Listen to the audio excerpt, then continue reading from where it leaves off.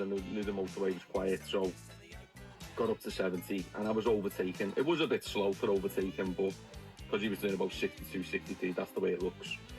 So then the cars come up behind me, started flashing me. So my first thought was something was wrong with the car. That was the first thought. Then I started slowly realising, eyesight view, things are a lot closer. So my mindset was then, I will move over when it's safe, not when I'm going to be bullied to. Now this is sadly revealed something in the comments, because people in the comments are saying, get out of his way, it's the fast lane, get out of his way. And I think that is playing out on today's roads, if I'm being honest. People want to swap people away.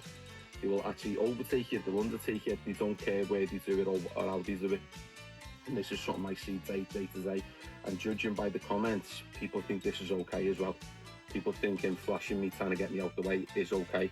Now, what would have happened further down the road if he's doing 90, let's say, and kills someone? What would you say then? Maybe it was a family member. What would you be saying then? Major one, and major thanks to Danny's driving school. Gives me a chance to put a TikTok video on, and I'll get this on YouTube as well, about being dangerously tailgated. Just maybe play that first section again and listen to what Danny here sounds to me like a decent bloke. Sort of bloke that I think would be an absolutely excellent instructor. Just listen again to that quick bit that he says in there, in that very short clip, where he says the attitude today seems to be, especially on roads like this, fast dual carriageways and motorways, trying to swat people out the way. Push them out the way. And if they can't do that, get round any way they can. As you see, well, you would see if I put the whole of the video on. In the end, the guy that's constantly flashing him from behind and driving about one car away from him, ends up undertaking him dangerously and obviously breaking the law.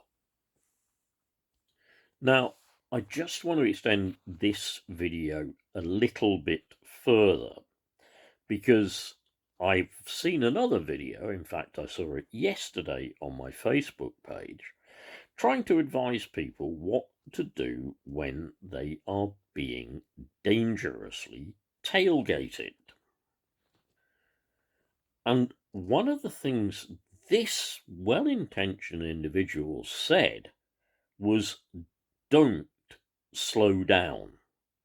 Now, if you watch the rest of Danny's video, you'll see that he dropped down to about 68 from 70. But if he was to follow the advice of the other person I saw, then he shouldn't have reduced speed at all. Now, that advisor says that if you reduce speed, it's going to make the situation worse. It's going to look to the person one car away from you at 70 miles an hour on a motorway or wherever that you are being, if you like, passive aggressive. You're being passive aggressive. So he suggests you don't change what you do, but obviously you try and move over and get out their way as soon as you safely can, even if it means you have to come to a stop, if it's safe to do so, at the side of the road. Now, I just want to add, this is making this, if you like, specifically my video, and bearing in mind those two scenarios. I would say that our driving instructor here did what the highway code and any decent advice on driving safely suggests we should do. If we are being tailgated, we need more space for thinking and braking distance in front of us. In his case, supposing one of those lorries that he wanted to get a good run at overtaking had decided to start indicating and pull over. We need more space to reduce speed and, if necessary, brake. So we slow down when being dangerously tailgated. Yeah, gives us more time to react and to brake. It helps to create a safe bubble of space around us, although we may not be safe from behind. We can still try to ensure that we are safe in front where we can see, and safe up ahead in case we have to brake suddenly. So just want to make this point. Yep, it is the safest thing to do when being tailgated anywhere to reduce your speed. That is what I always taught as a driving instructor. That is what the books on driving say. That's what the old driving manual used to say by Her Majesty's Stationery Office.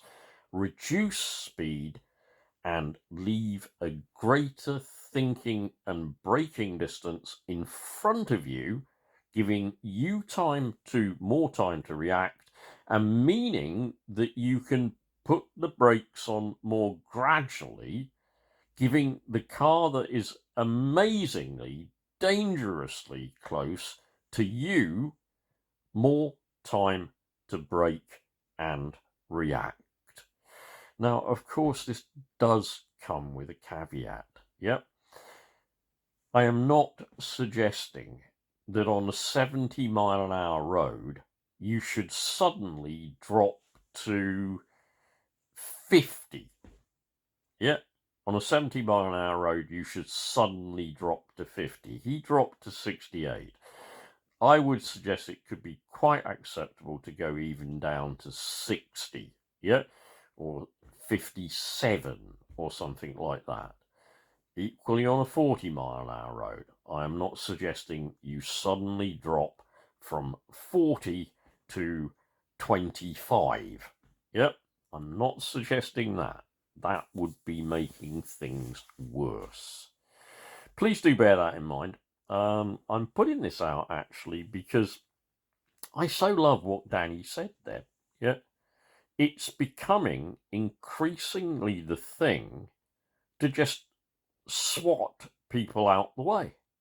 Yeah, just push them out the way. Yeah, and it is incredibly dangerous. I also did smile later on in that video, although I haven't showed you the whole thing. I did smile because his wife is telling him basically to settle down. But at no point do I see this guy losing control or becoming angry or sweary or anything. Yep. Drive safely out there. You know, it's human lives we're talking about, and that includes your life and the life of your passengers. Bye.